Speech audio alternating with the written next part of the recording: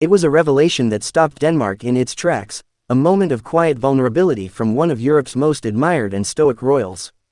In a country known for its polished royal family and carefully orchestrated public appearances, Queen Mary of Denmark made a rare and deeply human admission that sent ripples through the hearts of royal watchers worldwide. When the news broke that she would not be present at a significant public engagement, speculation erupted like wildfire. Where was she? Was this a quiet protest? A private family emergency? Or perhaps a break from the intense scrutiny of life as Denmark's queen consort? But as the royal household finally confirmed the reason for her unexpected absence, it wasn't a scandal or a political maneuver, it was something far more relatable: illness.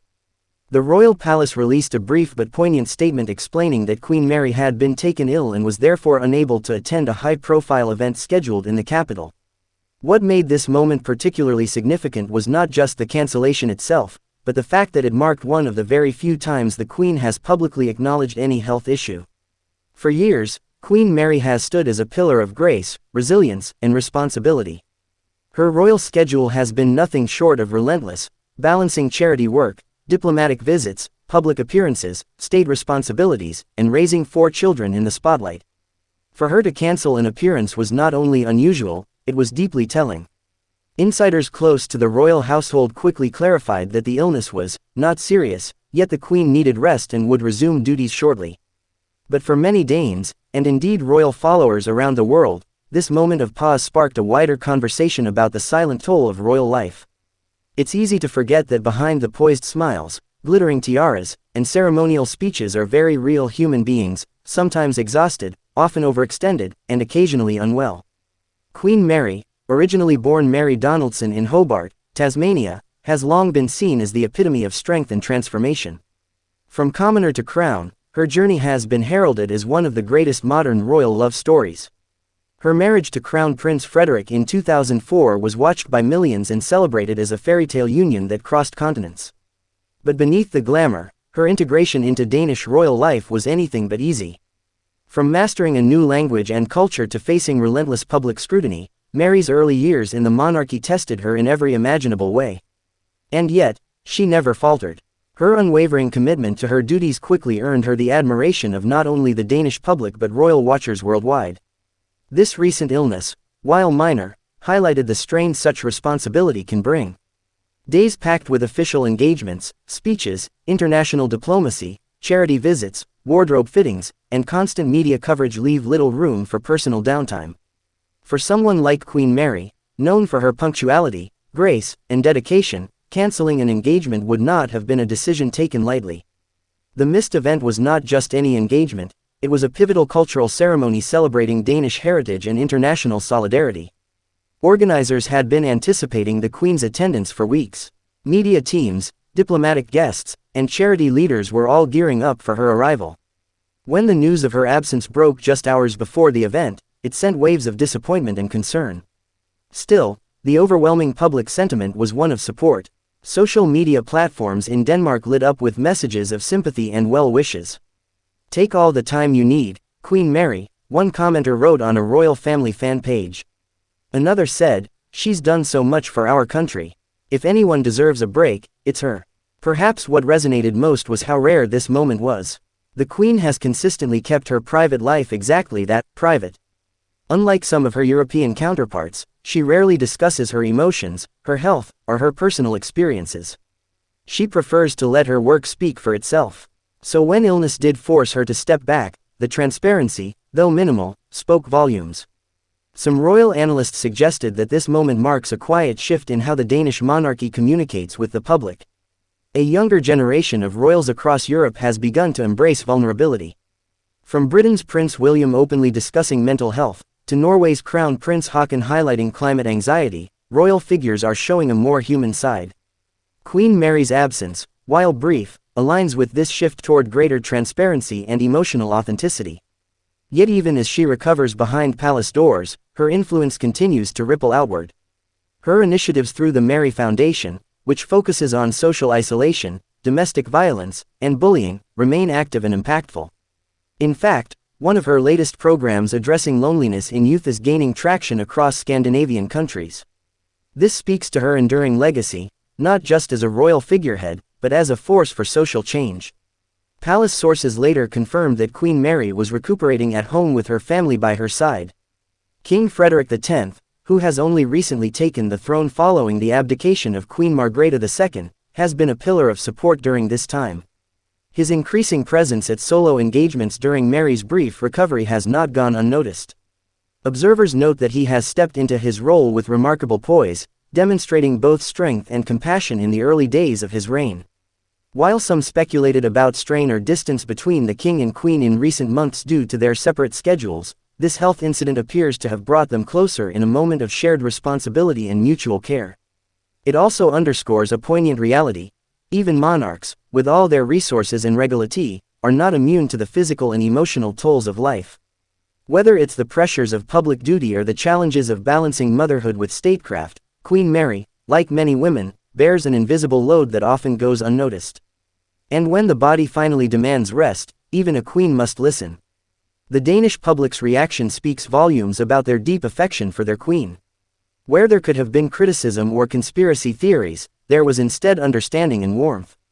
It reflects a mature relationship between monarchy and nation, one built on trust, loyalty, and decades of service.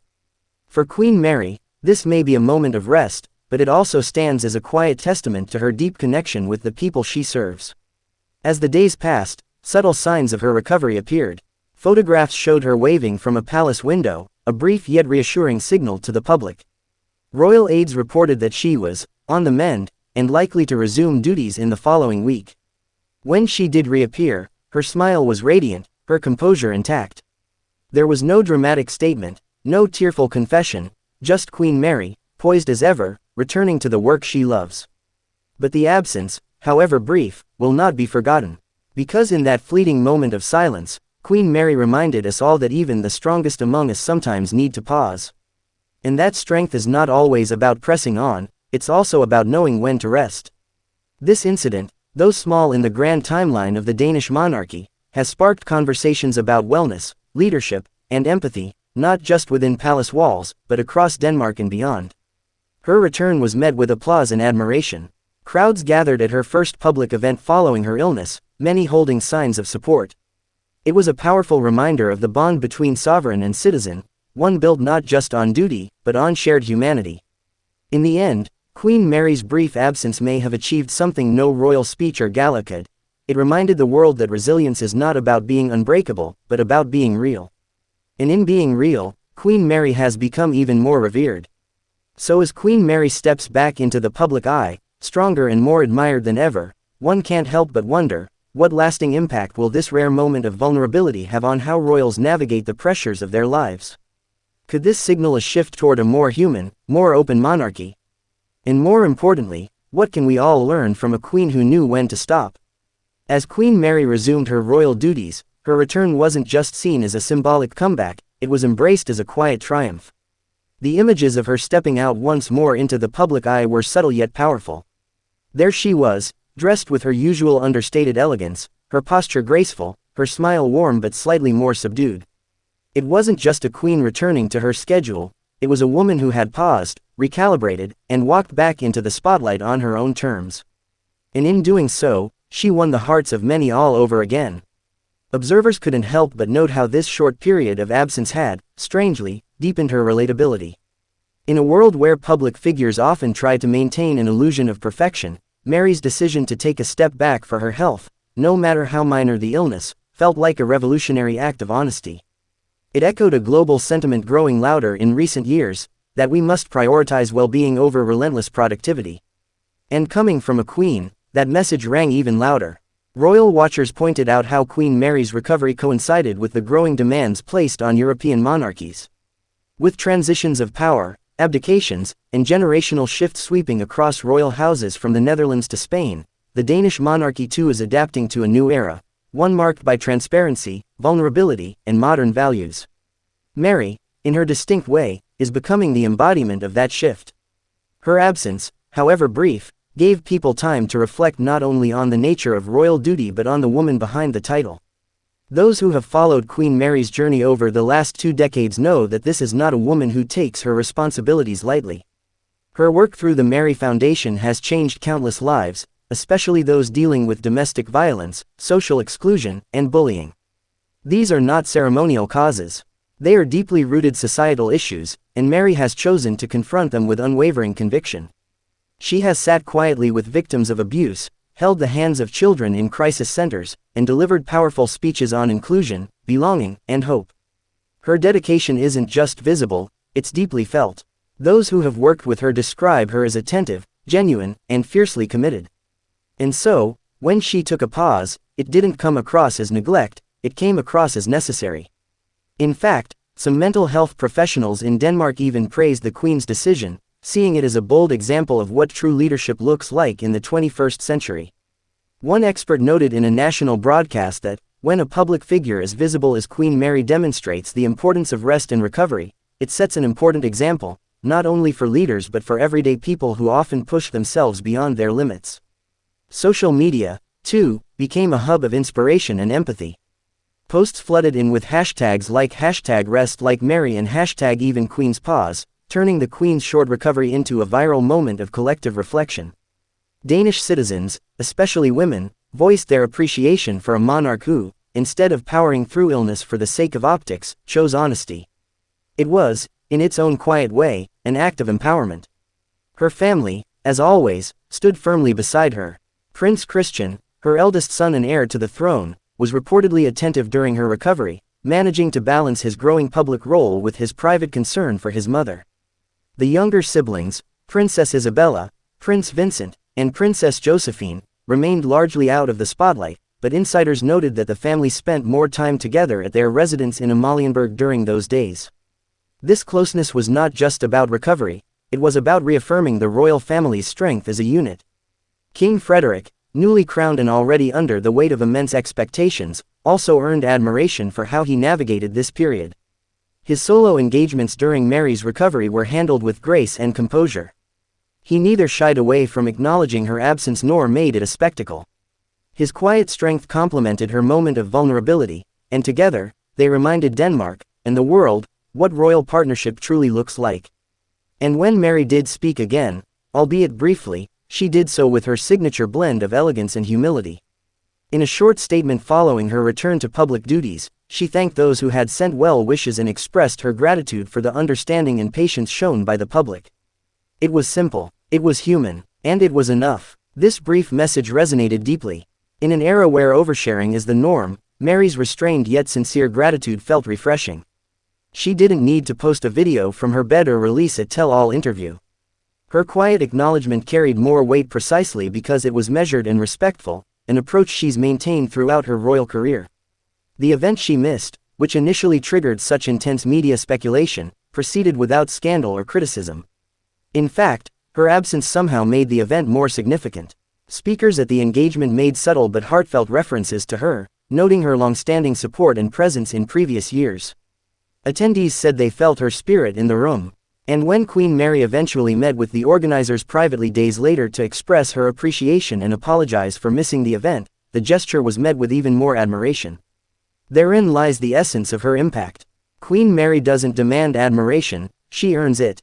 With each thoughtful act, each moment of grace, each courageous stance, she continues to shape a modern monarchy that reflects both tradition and progress. Her momentary withdrawal due to illness wasn't a sign of weakness, it was an act of humanity. And in that humanity, people found connection, hope, and a deeper kind of loyalty. For younger generations, Queen Mary's experience holds an even greater lesson. In a world that often glorifies hustle and shames rest, her story is a counter-narrative. It's a reminder that even those at the very top, those with titles, crowns, and global influence, must listen to their bodies. That prioritizing health is not indulgent, it's essential. As the weeks moved on, Queen Mary's public engagements picked up again. She returned not with grand declarations, but with steady footsteps. From visiting children's hospitals to opening sustainability conferences, her schedule gradually returned to its usual pace. But those who observed her closely noted a subtle difference, a deeper calm, a slower smile, a gentler presence. Perhaps, in allowing herself that brief break, she returned even stronger. And so, Queen Mary's temporary absence has become part of her evolving legacy, not a footnote of frailty, but a chapter of authenticity. It reminded the world that behind the protocol and poise lies a woman of remarkable strength, one who leads not only with grace, but with wisdom and courage. Thank you so much for watching. If you enjoyed this deep dive into Queen Mary's recent absence and the powerful message behind it, please don't forget to subscribe, like, share, and leave a comment below. We'd love to hear your thoughts. And before you go, let us know in the comments. Do you think Queen Mary's brief illness and honest response will inspire other royals to be more open about their health and well-being?